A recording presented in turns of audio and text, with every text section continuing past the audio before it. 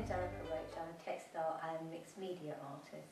The thing with the textiles is the feeling that, and actually being able to hold the materials. It's the same with any of the 3D materials I use. It's actually physically being able to hold on to something and create something generally out of nothing. I would say if you've got anything, it could be things you collect off the beach, or it could be shells, or it could be fabrics or scraps of metal or wire. You can always create something from it, and it's that it's a challenge really. I always say if I'm teaching students, think of it all as a challenge and a puzzle, because you'll always come across problems when creating your art, and it's always working through things to come up with the final result. In some of them, I've got bits of metal that come from a lawnmower making factory, and when they make the lawnmowers, all these little bits come off in the machines, and they just get thrown away, and they're like little screw bits. They're called something, but I can't remember what they're called. And so I collected a whole bag of them and brought them home with me, and you can actually thread them through and stitch them onto things as well. So things like to use things that people throw away or would disregard, and try and create something beautiful out of them. We have in this area, we have 2 recycling centres which are excellent for local artists, and also for schools can go to these recycling centres, and it's local businesses send in odd bits of stuff really. It could be wire, plastic bottle tops, bits of card, buttons, large, big, giant cardboard tubes they would send in that I've used for exhibiting things on. And you can just go and you can help yourself to things that you need to create your art.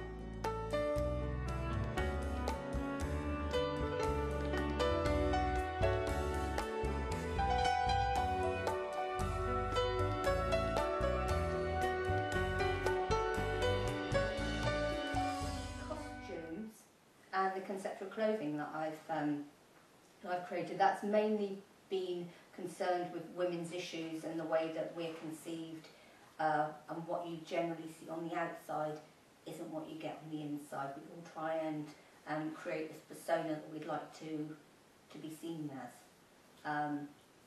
and generally we're not really like that as people inside.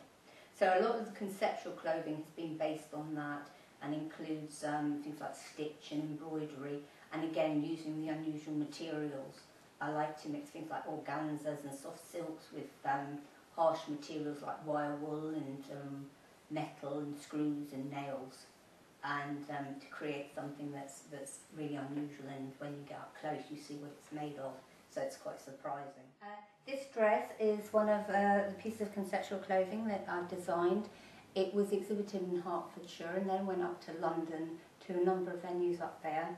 It was exhibited in with a Society for Art of the Imagination, and went on to New York and then on to Miami without me.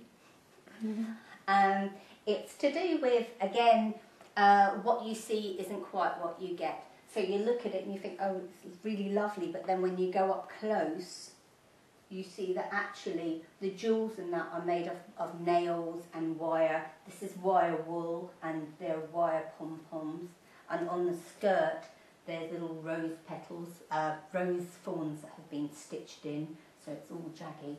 And that was a concept of quite a lot of my work earlier on, and which is developed. And again, using the unusual materials in the work to create something.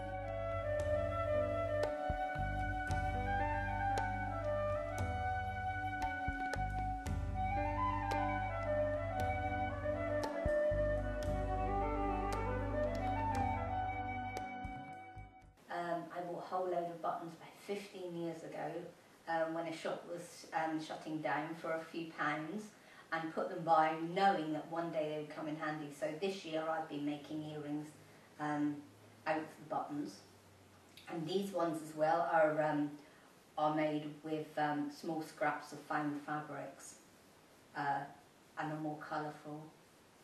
But the button ones are quite unusual because it's just something that you'd throw away. So if anybody's throwing away garments, I always get them to cut the buttons off if they're nice buttons before they throw them away. The one emotion I feel when I'm creating my work is I feel a real sense of focus and contentment.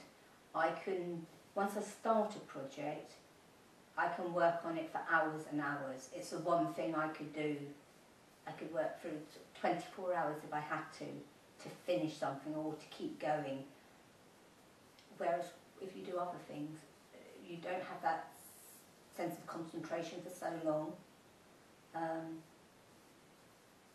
It's just something I could not do, really, in my life. Well, I've just come back from Norfolk, the coast there, and which has got to be one of the most stunning coastlines in the world. And I've been looking at things to gather from the beach, and I think maybe something to do with finding more natural